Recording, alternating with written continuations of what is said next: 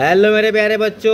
Hello sir. आज हम लोग थर्ड स्टैंडर्ड से मराठी का एक टॉपिक लेंगे जिसका नाम है शब्द भाग। क्या नाम है? शब्द भाग। ये यहाँ बहुत सारे शब्द दिए हुए हैं, हम लोग एक एक करके सारे वर्ड को रीड करेंगे, ठीक है? यस चलो सर। स्टार्ट करते हैं। भाजी, भाजी, फूले, फूले, दे, दे, आन, आन, चटई, चटई, गाणी, गाड़ी, घे, घे, लाव, लाव, पानी, पानी, भाकरी, भाकरी, गा, गा, ऊट, ऊट, घर, घर, दरवाजा, दरवाजा, पी, पी, उघड, उघड, पक्षी, पक्षी, वही, वही, खा, खा, पहा, पहा, नक्षी, नक्षी, झोप, झोप, जा, जा, बग, बग, घड्याळ, घड्याळ, बाग, बाग, ये, ये, लवकर। लव,